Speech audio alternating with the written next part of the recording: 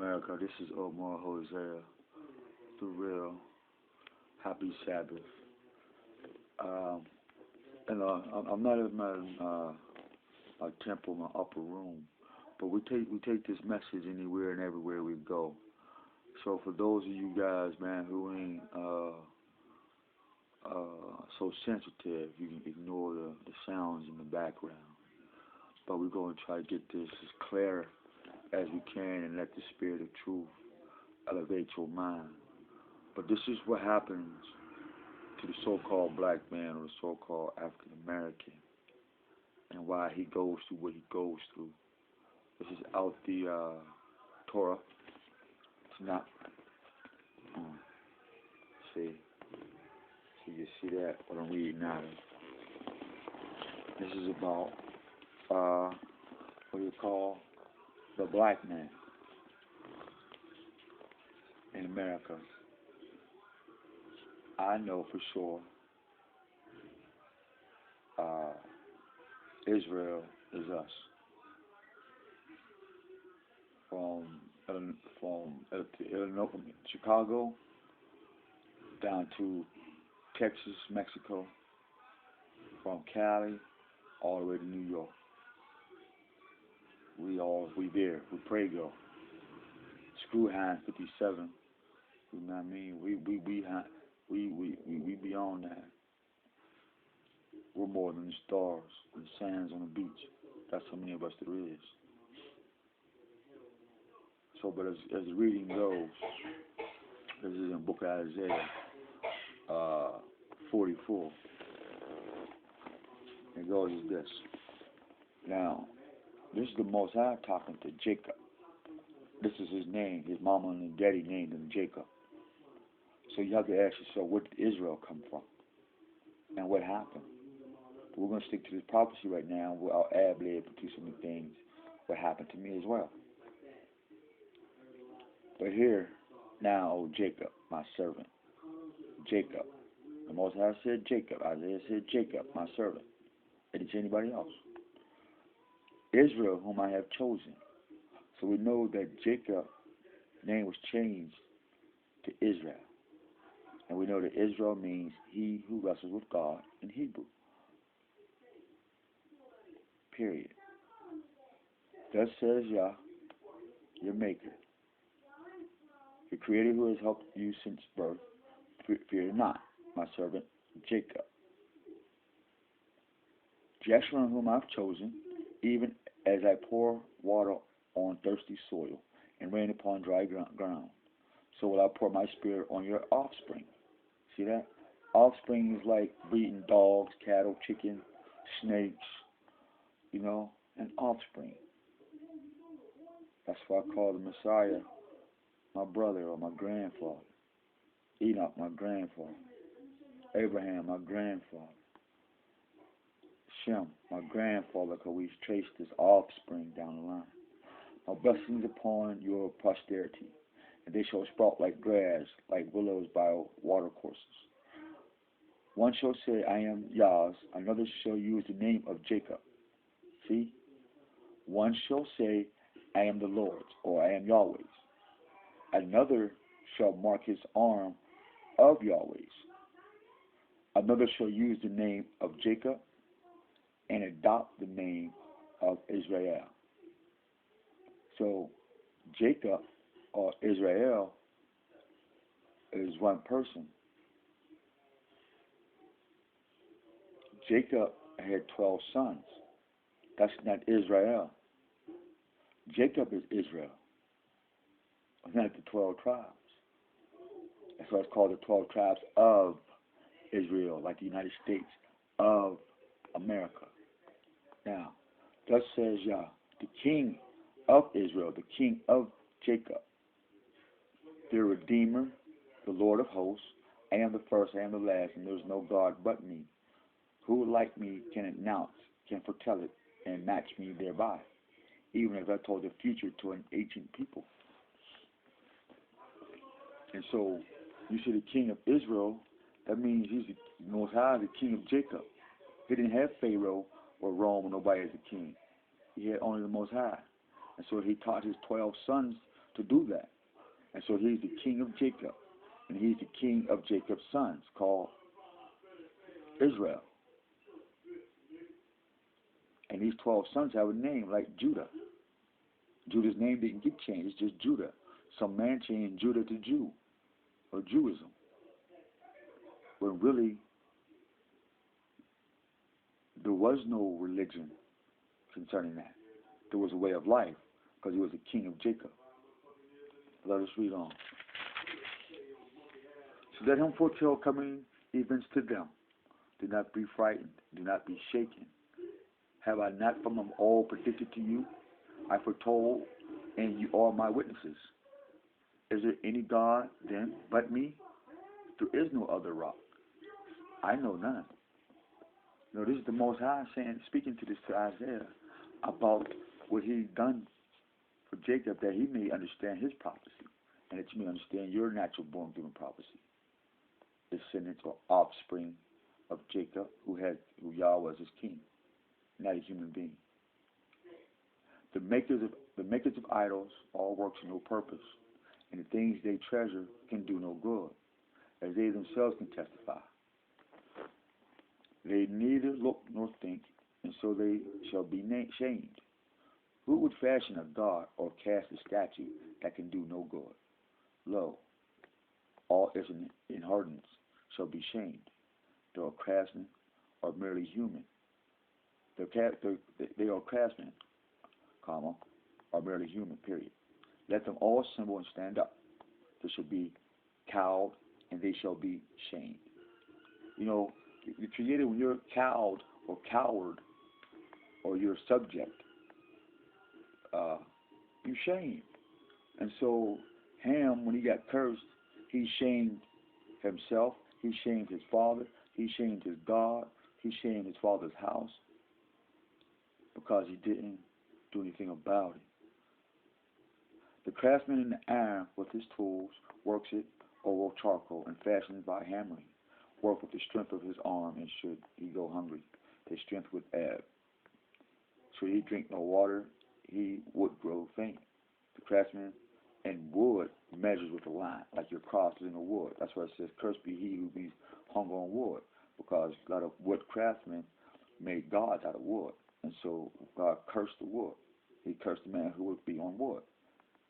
Thus it goes, the craftsman in the wood measures with a line and marks out a shape with a stylus. Familiar stylus?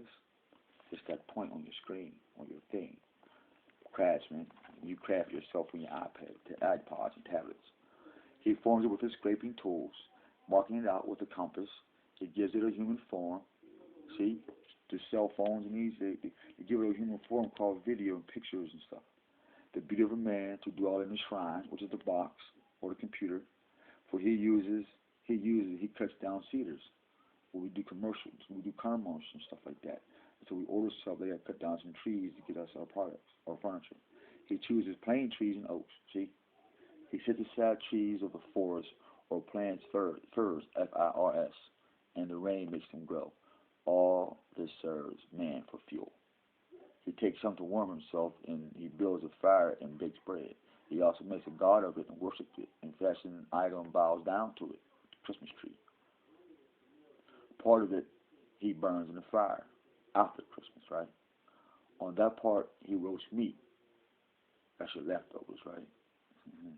He eats the roast, and it is sated. He also warms himself and cries, "Ah, I am warm. I can feel that heat." All the rest he makes a god, his own carving. He bows down to worship it, and he prays to it and cries, "Save me, for you are my God." Have no wit or judgment. Their eyes are besmeared, and they see not. Their minds, they cannot think. They not give thought. They lack the wit and judgment to say. Part of it I burned in fire, and I also baked bread on the coals, and I roasted meat and ate it. Should I make the rest in its horns? You know, so these are the things. As it goes even further, a deluded mind has led him astray, and he cannot save himself. He never says to himself, "The thing in my hand is a fraud." Remember these things. You know, hear this, so-called black man. This is going to you. Remember these things, O Jacob, for you, O Israel, are my servant. I fastened you. You are my servant, O Israel. Never forget me. That's the Most High, right there at the door of your heart. He's telling you, man, I'm right here, and you keep forgetting him every time these holidays come, or you feel as though you want to take something personal. We overstand, you know. I'll wipe away your sins like a cloud, your transgressions like mist. Come back to me, for I redeem you. Shout, O heavens, for Yah has acted. Shout aloud, O depths of the earth. Shout for joy, O mountains, O forests with all your trees. For the Lord has redeemed Jacob. He didn't say the Jew. He didn't say this or that. He didn't even say Jesus or Isa or Muhammad.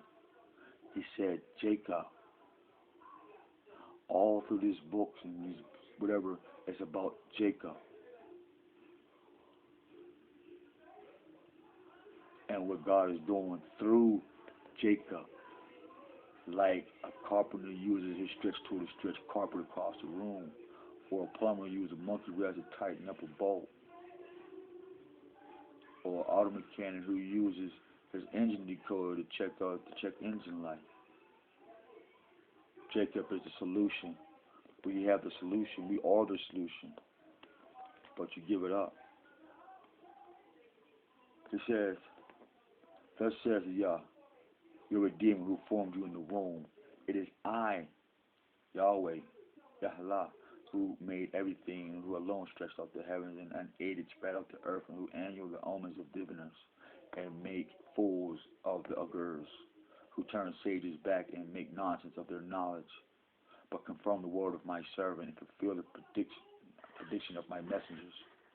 It is I who say of Jerusalem, I shall be inhabited, and it is the towns of Judah that shall be rebuilt, and I will restore their ruined places, and I who said to the deep, be dry, and I will dry up your floods, and the same who says of Cyrus, he is my shepherd, and Cyrus was a pagan tyrant. Man, look up Cyrus, man, that dude, man. But God used this evil-minded man for his purpose. That's why we don't have to fight against America or corporate America. We got a greater weapon, and we got a greater fortress that any man could build.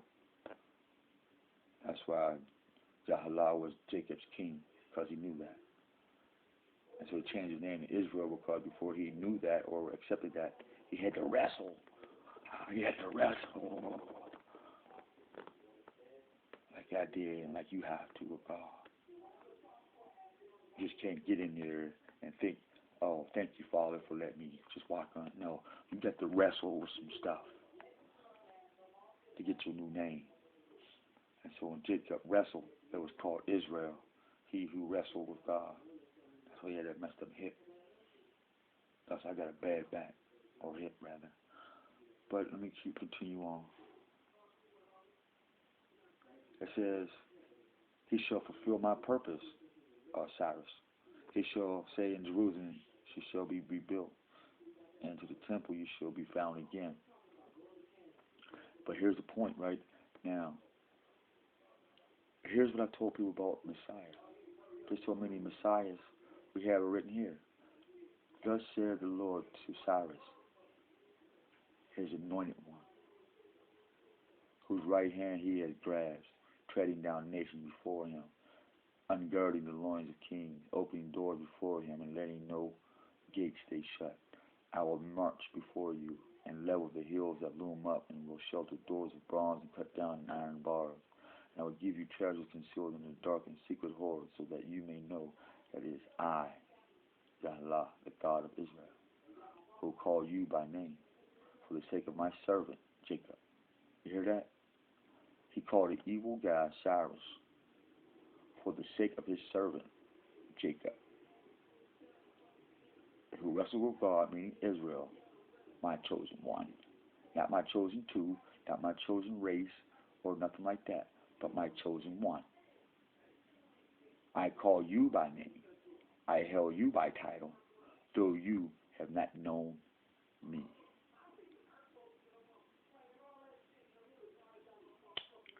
So, when you understand the difference between Ham and Shem and Japheth, you understand the story of what it means to be anointed by the Most High, or to be a chosen Messiah at that point in time and space.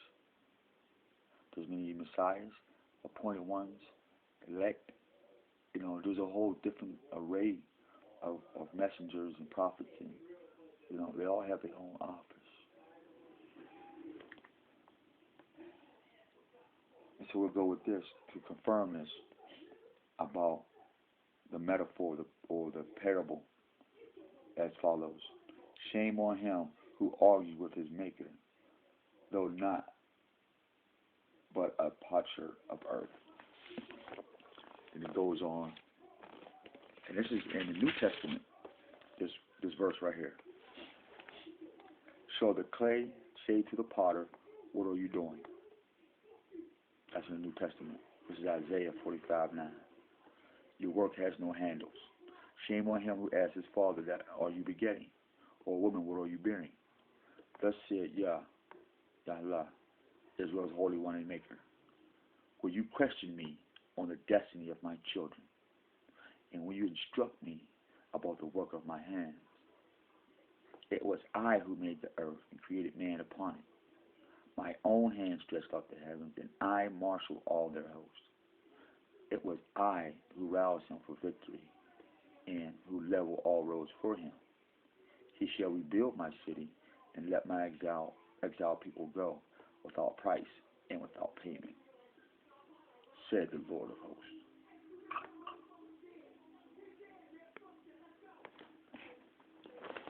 We're just going to end that right there for the Sabbath reading. And by the grace of the Most High, I can stay mindful to do this every Sabbath with you guys, man. We're just going to keep doing that like that. So this is Sabbath School, page 1. I'm on Jose sharing with y'all the mysteries of what we should be doing, how we should be living, and get from up under this thing and go back to where we need to be. And so when we all collectively in mind open up, the Most High is going to send that mothership, man. We're going to get on it, we're going to roll out. So, till next time, enjoy your day, enjoy the Sabbath. Lakim Shalom, Maranatha, Selah, peace.